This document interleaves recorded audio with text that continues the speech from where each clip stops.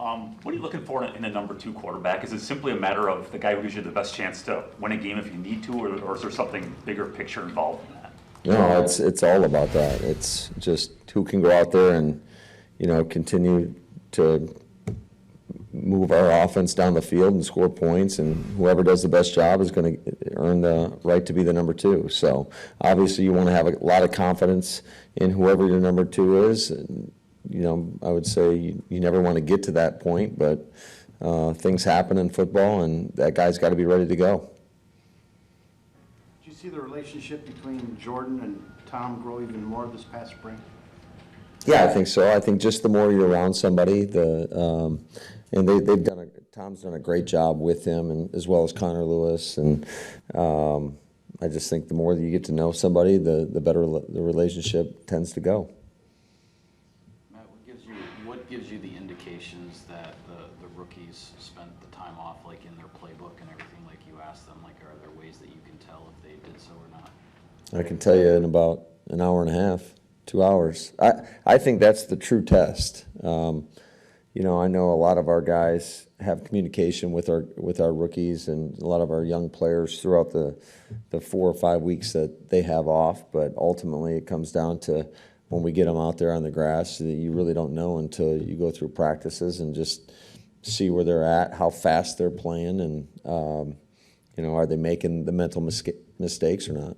Do you anticipate any sort of different practice schedule for Bakhtiari, or is he going to be the same as everyone else? No, he'll definitely be modified quite a bit, I would say. It's going to be pretty fluid, just the communication with him, our medical staff, myself, our coaches. Obviously, we know what type of player he is. He's proved himself. And I think anytime you get a veteran player that has that much experience, then you're willing to do that. And obviously we want the best for David, because when he's out there playing, we're a better football team. So, it's going to be pretty fluid, but I can tell you, with 4 practices this week, obviously the first 2 are going to be full speed. The third one we're going to do more of a jog through, and then the fourth one full speed. I wouldn't anticipate him being out there tomorrow. Maybe very, very limited, if at all. Matt, you obviously had the off-season program going for a while, but what is the first day of training? Seeing the fans, it's about the fans, all that. Yeah, it's exciting. It's, what a great place. We got so much great tradition here, from our guys riding the bikes over with the kids, and then just kind of, it's our first chance to get together as a football team and go out there and practice and, try to develop our habits, our standards, and really our expectations for what the 2023 season is going to be all about.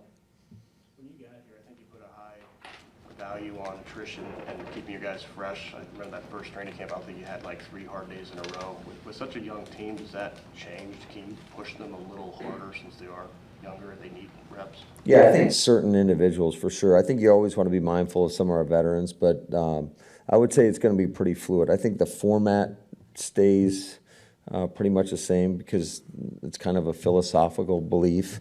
But, you can pivot at any time, and it's really about what's best for our team. And a lot of times you don't know until you're in the moment. So we'll kind of be fluid with that process.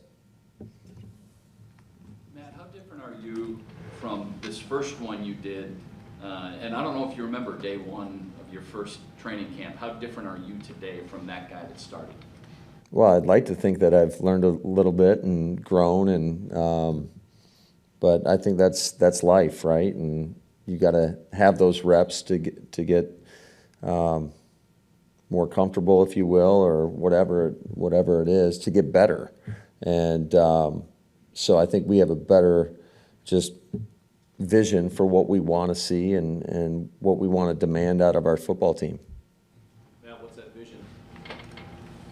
The expectations are this, that guys go out there and compete to the best of their ability each and every day, that they come here with a great attitude and great energy, and that, embrace this grind. And training camp's not meant to be easy, and we know that the season is very long. But if they tack it with the right mentality and the right mindset, I think that's when you see the most growth. So I'm excited about this group. We've got a great group of guys in that locker room. The character has always been strong here, and I think that continues. I think Goody and his staff do a great job of providing us with players that love the game of football and that are good people. And that makes it a lot more fun, and you just love to come to work each and every day when you're working with people like that. Bob asked you about the rookies to lead off here. Is there some concern about DuBose, who didn't practice all during the offseason? Kind of lingering issue there? Yeah, I think anytime guys, especially young players, aren't getting the reps, there's always a concern there. But I think at some point we anticipate him being back. I think you could kind of see just, Christian Watson is a great example. Last year, missing the majority or all of training camp, and then it took him a minute to kind of get in the groove, so to speak. And so I think all those reps are absolutely critical for all young players, for all players, but in particular the young players that don't have a lot to lean on from past experiences. Can you share what's kept him out? I'd rather not. Yeah, he had a back issue. So, it's just those things always take time, and I know he's working hard, and our training staff's doing a great job with him, and when he's ready, he'll be out there.